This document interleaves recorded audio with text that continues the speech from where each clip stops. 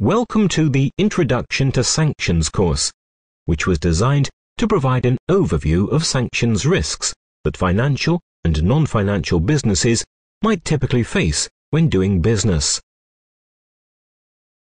The contents of this course includes learning objectives, an overview of sanctions, core components of sanctions risk management, industry best practice for sanctions compliance, and a learning assessment.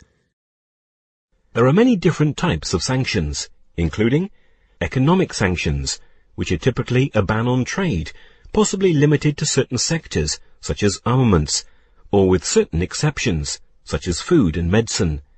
Trade sanctions, which are a type of economic sanction applied for non-political reasons, typically as part of a trade dispute, or for purely economic reasons, and typically involving tariffs or similar measures rather than bans. Diplomatic sanctions, which includes the reduction or removal of diplomatic ties, such as embassies. Military sanctions, which includes intervention by the military, for example, to blockade ports. And finally, sports sanctions, that include preventing one country's people and teams from competing in international events.